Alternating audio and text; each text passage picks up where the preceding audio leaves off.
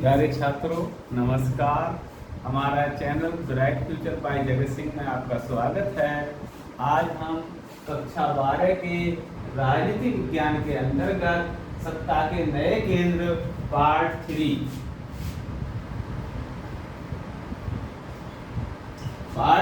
पर आज चर्चा करेंगे।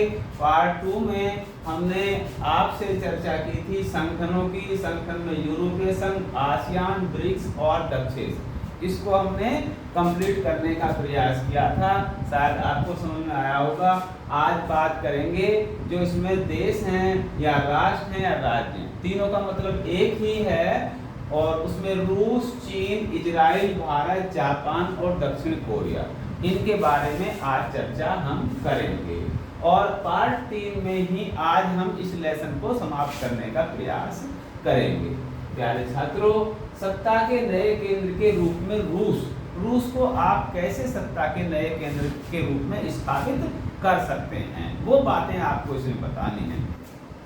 तो प्यारे छात्रों, सोवियत संघ के विघटन से पहले रूस सोवियत संघ का सबसे बड़ा भाग था या सबसे मजबूत पार्ट था, तब भी इसकी चलती थी। अब 1991 में सोवियत संघ का विघटन हो गया और इसके बाद रूस सोवियत संघ का उत्तराधिकारी बन गया। अब यदि हम वैश्विक पटल पर देखें, विश्व के पटल पर देखें, तो रूस कैसा राज्य है? रूस एक शक्तिशाली राज्य है। इसके पास अपार खनिजों का भंडार है, प्राकृतिक संसाधन हैं तथा गैसों के भी इसके पास अपार भंडार हैं। प्यारे छात्रों, रूस परमाणु शक्ति संपन्न देश है। इसके पास परमाणु हथियार हैं, और यदि संयुक्त राष्ट्र संघ में की जो इस सुरक्षा परिषद है, जिसको P5 के नाम से भी जाना जाता है, जिसमें 5 देश हैं, उसका एक सदस्य देश रूस भी है। अर्थात रूस के पास वीटो पावर है। संयुक्त राष्ट्र संघ के जो प्रस्ताव हैं उनको बदलने की शक्ति रखता है। वीटो पावर एक नकारात्मक शक्ति है, अर्थात उसके फैसलों को रोकने की क्षमता रूस के अंतर्गत है। इस प्रकार से हम रूस को सत्ता के नए केंद्रों के रूप में स्थापित करते हैं। यार छात्रों, नेक्स्ट बात करें चीन। चीन के बारे में चर्चा इसलिए भी करना जरूरी है कि चीन भारत का पड़ोसी है, और 1949 में माओ के नेतृत्व में समाज साम्यवादी क्रांति के बाद चीनी जनवादी गणराज्य की स्थापना हुई। अब शुरू में क्या था? शुरुआत में यह अर्थव्यवस्था सोवियत प्रणाली पर आधारित थी, अर्थात साम्यवाद पर आधारित थी। बात करें माओ के नेतृत्व में चीन का विकास। माओ के नेतृत्व में चीन का विकास इस प्रकार से हुआ। चीन ने विकास का जो मॉडल अपनाया, उसमें इसने क्या किया? जो खेती में इसकी पूंजी लगी हुई थी, खेती से पूंजी को निकालकर इसने जो सरकारी नियंत्रण वाले उद्योग थे या इसके यहाँ जो बड़े बड़े उद्योग थे, उस सारे धन को, पैसे को इसने उद्योगों पर लगा दिया, उद्योगों पर खर्च कर दिया। तथा बात करें यदि चीन ने अपने नागरिकों के लिए क्या सुविधाएं दी, तो चीन ने अपने नागरिकों को रोजगार, स्वास्थ्य सुविधाएं, सामाजिक कल्याण योजनाओं का लाभ देने के मामले में विकसित देशों से भी आगे निकल गया। अर्थात विकसित देश अपने नागरिकों को जो सुविधाएं प्रदान कर रहे थे, इसने अपने नागरिकों को उनसे भी ज्यादा लाभ दिया है, ज्यादा योजनाएं दी या ज्यादा योजनाओं का लाभ उन लोगों को दिया। लेकिन यहाँ पर एक बात करें प्यारे छात्रों, अब चीन की जो बढ़ती हुई जनसंख्या है, वो चीन के विकास में बाधा उत्पन्न कर रही थी। अब प्यारे बच्चों, इसने इसको रोकने के लिए जनसंख्या की जो पॉलिसी अपनाई, इसने वो पॉलिसी अपनाई कि हम दो हमारा एक, अर्थात दंपति पति पत्नी होते हैं, उनका एक ही बच्चे को इसने मान्यता दी। इस प्रकार से इसने अपनी जनसंख्या पॉलिसी अपना करके जनसंख्या को कंट्रोल किया, और अब ये जनसंख्या के मामले में दूसरे नंबर पर आ गया है। जनसंख्या के मामले में सब पहले फर्स्ट नंबर पर आता था, अब फर्स्ट नंबर पर भारत आ गया है, और जनसंख्या के मामले में नंबर 2 पर आ गया है। और तीसरी बात क्या करी कि यहाँ की जो कृषि थी वो परंपरागत तरीके से हो रही थी, जो पहले होती चली आ रही थी उसी तरीके से हो रही थी। तो ये जो यहाँ के चीन के जो उद्योग हैं उनकी आवश्यकता पूरी नहीं कर पा रही थी। अब उद्योगों की आवश्यकता कृषि कैसे पूरी कर, कृषि की जो उपज है उन्हें हम उद्योगों में लगाकर ही तो आगे डेवलप करते हैं, नई नई चीजें बनाते हैं। तो जो यहाँ की चीन की जो कृषि थी वो परंपरागत तरीके से होने के कारण यहाँ के उद्योगों की जो आवश्यकता थी उसको पूरा नहीं कर पा रही थी। अब चीन ने क्या किया, चीन में फिर सुधारों की पहल की। चीन ने 1972 में अमेरिका से संबंध बनाए और अपना जो राजनीतिक आर्थिक एकांतवास था उसको खत्म किया। पहले क्या किया था, इसने अपने आप को बिल्कुल अलग थलग कर लिया था। चीन ने अपने आप को बिल्कुल अलग थलग कर लिया था और इन्हें सोचा था कि हम अपना स्वयं माल बनाएंगे, जैसा हमसे माल बनेगा उसी के हिसाब से गुजारा करेंगे। अब इसने क्या किया, अपने इस एकांतवास को खत्म कर लिया। तीसरी बात की 1973 में प्रधानमंत्री चाओ एन लाई ने कृषि, उद्योग, सेवा और विकास प्रौद्योगिकी के क्षेत्र में आधुनिकीकरण के 4 प्रस्ताव रखे कि किस प्रकार से विकास किया जा सके। और 1979 में यहाँ के जो तत्कालीन प्रधानमंत्री थे देव शाओपेंग ने चीन के आर्थिक सुधारों और खुले द्वार की नीति की घोषणा की। प्यारे छात्रों, 1982 में इसने चीन ने खेती का निजीकरण किया और 1998 में उद्योगों का निजीकरण किया।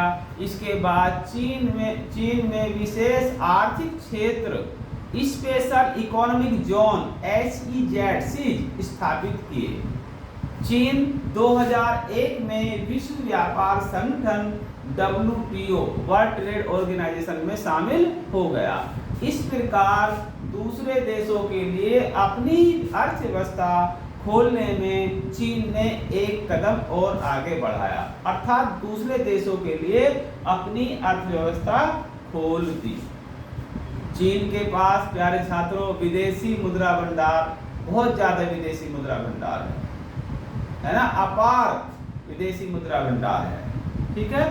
और बात करें चीन सत्ता का नया केंद्र, है ना, चीन सत्ता के नए केंद्र के रूप में बात करें तो अब पहले जनसंख्या के मामले में नंबर 1 था, अब विश्व में जनसंख्या के मामले में नंबर 2 पर है।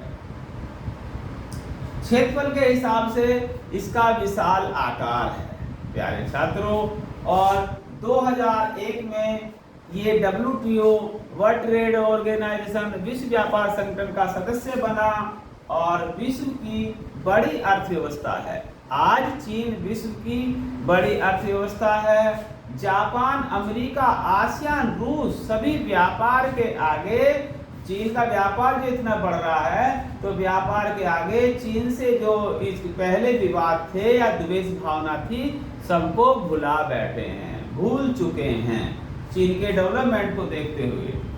प्यारे छात्रों, 1997 के वित्तीय संकट के बाद आसियान देशों की अर्थव्यवस्था को टिकाए रखने में चीन के आर्थिक उभार ने काफी मदद की, अर्थात आसियान की जो व्यवस्था थी उसको चीन के उभार ने ही रोके रखा, उसकी मदद से ही सफल हो सका।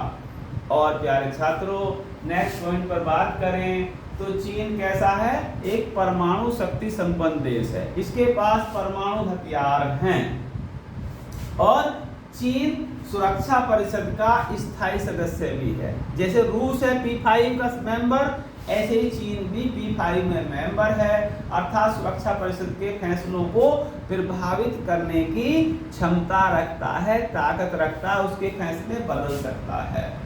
और प्यारे छात्रों, चीन द्वारा लातीनी अमेरिका और अफ्रीका में निवेश तथा सहायता की जो इसकी नीतियां हैं वो दर्शाती हैं या दिखाती हैं कि चीन विश्व में एक नई आर्थिक शक्ति के रूप में उभर रहा है या चीन एक नई आर्थिक शक्ति का रूप ले सकता है। ये बात करी हमने चीन की। अब बात करें नेक्स्ट पॉइंट पर, इजराइल सत्ता का नया केंद्र। इजराइल यदि भारतीय मानचित्र में देखें तो एक डॉट सा दिखाई देता है, बहुत छोटा सा है ना। विश्व के मानचित्र पर एक बिंदु के समान सूक्ष्म बहुत छोटा सा यहूदी सियोनवादी राष्ट्र है ना के विश्व में सत्ता का नया केंद्र के रूप में उभरने के कौन कौन से कारण हो सकते हैं, यदि उन पर चर्चा की जाए तो हम पाते हैं क्या, इजराइल की जो अर्थव्यवस्था है वो बहुत मजबूत है, विज्ञान और प्रौद्योगिकी के क्षेत्र में उन्नत तकनीक है ना। देखिए हमारे यहाँ जो सोलर सिस्टम लगे हुए हैं ना, आप अपने स्कूलों की छतों पर देखते होंगे, ये सब इजराइल के सहयोग से ही लगे हुए हैं है ना। इसकी जो टेक्नोलॉजी काफी उन्नत है और रक्षा तथा गुप्तचर मामले में ये अग्रणी है। भारत की जो पहली गुप्तचर एजेंसी का विकास हुआ वो इजराइल के सहयोग से ही हुआ। तकनीकी क्षेत्रों में नवाचार नए नए है ना उपयोग किए जा रहे हैं है ना। और क्या है, औद्योगिकीकरण तथा कृषि विकास में भी इजराइल अग्रणीय है, अर्थात आगे की पंक्ति में खड़ा हुआ है।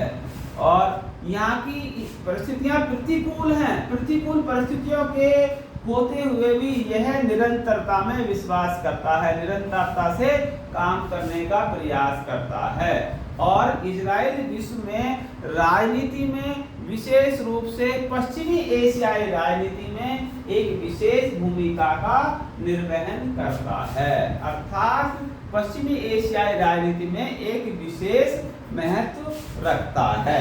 यह है हमारी इजराइल सत्ता का नया केंद्र कैसे हो सकता है।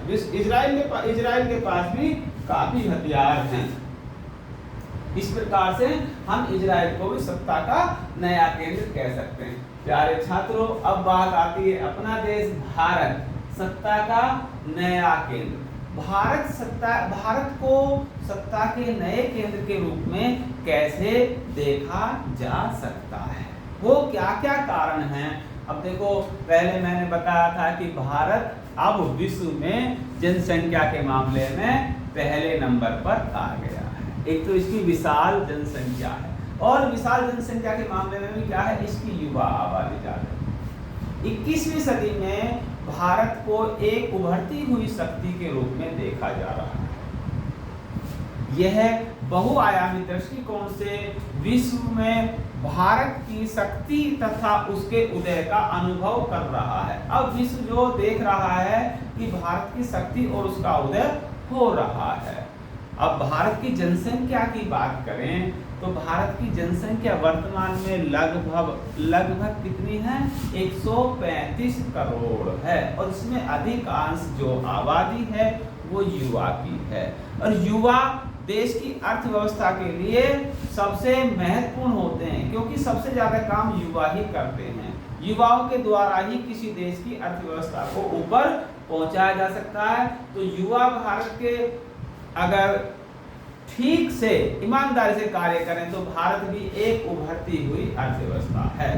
भारत की आर्थिक, सामाजिक व सांस्कृतिक जो स्थिति है वो बहुत मजबूत है। ये कहते हैं ना, विभिन्नता में एकता, भारत की ऐसी संस्कृति है। भारत की सैन्य शक्ति परमाणु तकनीक के साथ इसे आत्मनिर्भर बनाती है। भारत की जो सेना है वो बहुत मजबूत, सुसज्जित और संगठित है, जो इसको आत्मनिर्भर बनाती है।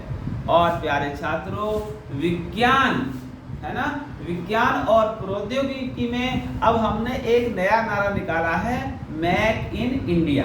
तो मेक इन इंडिया जो योजना है वो भारतीय अर्थव्यवस्था को आत्मनिर्भर बनाती है। इन सब कारणों से आप देख सकते हैं कि भारत को भी एक सत्ता का नया केंद्र माना जा सकता है ना। ये सारे पॉइंट आप देख लेंगे, एक दो बार में याद हो जाएंगे। नेक्स्ट बात करें यदि जापान की। देखिए, जापान एक छोटा सा देश है ना, एशिया महाद्वीप के पूर्व में स्थित एक द्वीपीय देश है ना।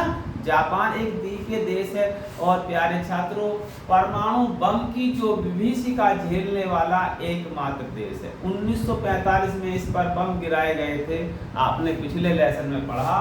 तो उसको झेलने वाला भी एक देश है, परंतु इसके बाद भी इसने बड़ी तेजी से जो विकास किया है ठीक है, उसके अनुसार हम इसको सत्ता के नए केंद्र के रूप में स्थापित कर सकते हैं। जापान के जो संविधान है उसके अनुच्छेद 9 के अनुसार क्या किया है, उसने अंतरराष्ट्रीय विवादों को सुलझाने के लिए बल का प्रयोग नहीं करेंगे, बल के प्रयोग को हमेशा के लिए त्याग दिया है। अर्थात अब इसने ऐसी व्यवस्था की है कि हम बल का प्रयोग या युद्ध का इस्तेमाल नहीं करेंगे, है ना।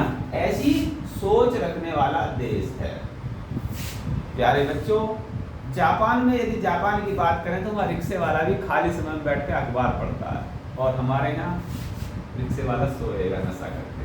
तो इतनी चेंज है, वहाँ के लोग इतने मेहनती हैं, जिससे हम देखते हैं सत्ता के जापान को सत्ता के नए केंद्र के रूप में अब स्थापित करने के कौन कौन से कारण हो सकते हैं, ये देखिए। जापान के लोग बहुत मेहनती हैं, ईमानदार है। जापान के पास देखा जाए तो प्राकृतिक संसाधन बहुत कम है। जैसे भारत के पास प्राकृतिक संसाधनों की प्रचुर मात्रा है, ऐसा नहीं है, है ना। अतः इसको क्या करना पड़ता है, जापान को कच्चे माल का आयात करना पड़ता है, अर्थात कच्चा माल दूसरे देशों से मांगना पड़ता है। इसके बावजूद भी इसकी जो उच्च टेक्नोलॉजी है, उच्च प्रौद्योगिकी है ना, उसके उत्पादन बनाने के लिए प्रसिद्ध है। बहुत उच्च टेक्नोलॉजी के इसके उत्पादक होते हैं। जैसे भारत में सोनी, पैनासोनिक, होंडा, सुजुकी, यहाँ के जो जापान के प्रसिद्ध ब्रांड हैं। 1964 में जापान OECD का सदस्य बन गया। OECD का मतलब है the organisation for economic cooperation and development, है ना, अर्थात आर्थिक सहयोग और विकास संगठन। OECD में इस समय 38 देश शामिल हैं और इसकी स्थापना हुई थी प्यारे छात्रों 1960 में। OECD का जो मुख्यालय है वो पेरिस, फ्रांस में है ना। तो ये इसका सदस्य बन गया 1964 में। ये भी इसके विकास का एक कारण है। जापान की जो अर्थव्यवस्था है विश्व की सबसे बड़ी तीसरी अर्थव्यवस्था मानी जाती है। एशिया के देशों में अकेला जापान ही ऐसा देश है जो समूह 7 का सदस्य है। यदि बात करें आबादी के लिहाज से तो जापान का प्यारे छात्रों विश्व में 11वां स्थान है। संयुक्त राष्ट्र संघ के बजट में यदि अंशदान की बात करें, है ना, संयुक्त राष्ट्र संघ के बजट में जो अंशदान करने वाले देश हैं उस लिहाज से बात करें तो ये विश्व में दूसरा सबसे बड़ा देश है ना। तो संयुक्त राष्ट्र संघ का जो बजट है उसमें बढ़ चढ़कर सहयोग करता है। यदि बात करें सैन्य व्यय के हिसाब से तो विश्व में जापान का 7वां स्थान है, 7वें स्थान पर आता है जापान। 1951 से जापान का अमेरिका के साथ सुरक्षा गठबंधन है। तो ये थी, बात कर रहे थे हम जापान की, और जापान को सत्ता के नए केंद्र के रूप में स्थापित करने की। प्यारे छात्रों, अब बात करेंगे दक्षिण कोरिया। बात करते हैं दक्षिण कोरिया कैसे बना, है ना। कोरिया से दक्षिण कोरिया की बात करेंगे तो कोरियाई प्रायद्वीप को द्वितीय विश्व युद्ध के अंत में क्या किया गया, दक्षिण कोरिया, रिपब्लिक ऑफ कोरिया तथा उत्तरी कोरिया, दक्षिण कोरिया और उत्तरी कोरिया कहेंगे डेमोक्रेटिक रिपब्लिक ऑफ कोरिया, है ना, इन दो पार्टों में डिवाइड कर दिया गया। उत्तरी कोरिया और दक्षिण कोरिया में विभाजित किया गया, बांट दिया गया, है ना। यह एशिया महाद्वीप में स्थित है। दक्षिण कोरिया कहाँ है, एशिया महाद्वीप में स्थित है। और दक्षिण कोरिया की जो राजधानी है वो सियोल है, और सियोल कहाँ पर बसा है, हॉन नदी पर बसा हुआ है, अर्थात हॉन नदी सियोल से होकर गुजरती है ना। तो इसकी राजधानी से होकर हॉन नदी गुजरती है, हॉन नदी पर बसी है इसकी राजधानी। अब हम दक्षिण कोरिया को सत्ता के नए केंद्र के रूप में कैसे देखते हैं, इस पर चर्चा करने की बात है। प्यारे छात्रों, 1960 के दशक से 1980 के दशक तक अर्थात 20-25 साल का जो समय है, इसके बीच दक्षिण कोरिया का आर्थिक शक्ति के रूप में बहुत तेजी से विकास हुआ और इस विकास को संज्ञा दी जाती है हॉन नदी पर चमत्कार। अर्थात जो इसने इन 20-25 सालों में अपना आर्थिक विकास किया, इसे हॉन नदी पर चमत्कार के रूप में देखा जाता है। 1966 में दक्षिण कोरिया OECD का सदस्य बन गया, है ना। OECD का सदस्य बन गया, जिसका पूरा नाम होता है the organisation for economic cooperation and development, है ना। आर्थिक सहयोग संगठन जो है इसका सदस्य बन गया कौन? दक्षिण कोरिया। कब? 1966। प्यारे छात्रों, 2017 में दक्षिण कोरिया की अर्थव्यवस्था विश्व की 11वीं सबसे बड़ी अर्थव्यवस्था थी और दक्षिण कोरिया के उच्च मानव विकास के लिए जिम्मेदार प्रमुख कारकों में या कारणों में देखा जाए तो इसमें क्या है? उसका सफल भूमि सुधार, जो वहाँ की खेती है उसका सुधार है, ग्रामीण विकास और व्यापक मानव संसाधन विकास, है ना। विस्तृत रूप से जो मानव संसाधन विकास हुआ है और इसकी जो है तीव्र न्याय संगत आर्थिक वृद्धि, है ना। आर्थिक वृद्धि जो की है ना, न्याय संगत आर्थिक वृद्धि की है, ये भी इसके डेवलपमेंट में आती है। सैन्य व्यय के हिसाब से दक्षिण कोरिया को देखा जाए तो इसका विश्व में 10वां स्थान है, अर्थात अपनी सेना पर जो खर्च करता है इसका विश्व में 10वां स्थान है। दक्षिण कोरिया उच्च प्रौद्योगिकी, है ना, हाई टेक्नोलॉजी के लिए प्रसिद्ध है और यहाँ के कुछ प्रसिद्ध उत्पादन हैं, मैं आपको नाम लूंगा, आप सोचेंगे तो हमारे यहीं चलते हैं, जैसे सैमसंग, LG, हुंडई, ये भारत में जो है दक्षिण कोरिया के प्रसिद्ध ब्रांड हैं। अर्थात इन सारी बातों के हिसाब से हम देखें तो दक्षिण कोरिया को भी हम सत्ता के नए केंद्रों के रूप में स्थापित कर पाएंगे। प्यारे छात्रों, ये लेसन 2 है हमारा, सत्ता के नए केंद्र, इसमें इतना ही काफी है और हमारी नई नई वीडियो देखने के लिए हमारे bright future channel bye Jagat Singh को लाइक और सब्सक्राइब करते रहिए ताकि आपको नई नई वीडियो मिलती रहे। धन्यवाद।